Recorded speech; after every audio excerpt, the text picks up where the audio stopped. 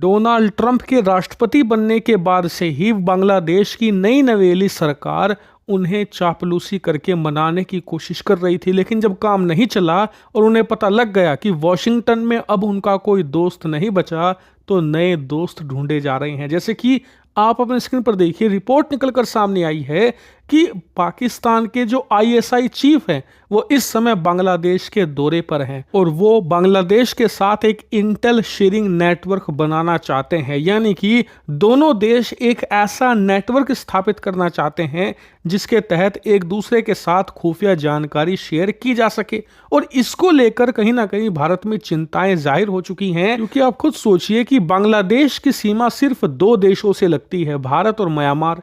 क्या पाकिस्तान म्यांमार की खुफिया जानकारी जानना चाहेगा? नहीं, क्योंकि इससे तो कोई फायदा नहीं है। तो फिर इस इंटेलिजेंस नेटवर्क के साथ वो कौन सी जानकारी चाहते हैं बांग्लादेश से?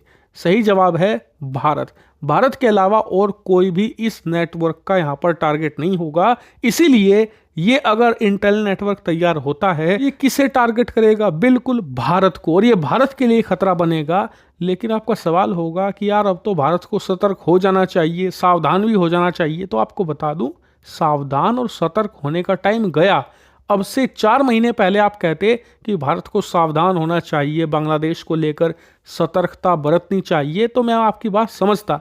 लेकिन अब बात इतनी आगे बढ़ चुकी है कि सावधान और सतर्कता से काम नहीं बनने वाला। अब तो समय आ गया है कि भारत बांग्लादेश के अंदर पुराना वाला खेल करे और फिर से अपना प्रभुत्व स्थापित करके इन्हें इनकी हैसियत निश्चित तौर पर बताए। ऐसा होता तो अब दिख भी रहा है। आप अपनी स्क्रीन पर देखिए, अब से कुछ ही घंटों पहले की खबर है, जहां एक तरफ दोनों देश मिलकर इंटेल नेटवर्क बना रहे थे, वहीं भारत के विदेश मंत्री एस जयशंकर बैठक कर रहे थे अमेरिका के नए विदेश मंत्री मार्को रूबियो के साथ। और रिपोर्ट्स में बताया गया है कि इस बैठक में खालिस्तान के मुद्दे से लेकर चीन और चीन से लेकर बांग्लादेश, हर एक मुद्दे पर गहन चर्चा हुई। और कहीं ना कहीं मार्को रूबियो ने एक इंडिकेशन दे भी दिया है कि पाकिस्तान को लेकर इनका क्या रुख होगा। दरअसल जहां एक तरफ मार्को रूबियो ने 24 घंटे के अंदर 3 बैठक करी एस जयशंकर के साथ, वहीं पाकिस्तान के प्रतिनिधियों से मिलने तक से इनकार कर दिया। बैठक करना तो बहुत दूर की बात है।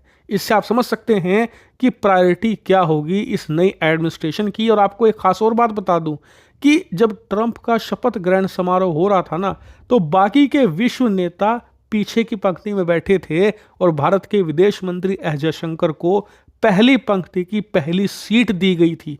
इससे आप समझिए कि अमेरिका की इस नई एडमिनिस्ट्रेशन की भारत को लेकर क्या प्राथमिकताएं हैं और ये भारत को कितनी ज्यादा प्रायोरिटी देते हैं। और इसीलिए आप देखिए, जो ये खबर आ रही है ना कि दोनों देश मिलकर खुफिया जानकारी साझा करने का नेटवर्क बना रहे हैं, ये बांग्लादेश की इस नई सरकार की ताबूत की आखिरी कील साबित होगी। कुछ ही महीनों में यही अमेरिका जिसने बांग्लादेश में तख्ता पलट करवाया, ये फिर से खेल करवाएगा। और जब भी ऐसा होगा, हिंदी नॉलेज शो पर आपको पता लगेगा। इसीलिए चैनल को सब्सक्राइब करके रखना।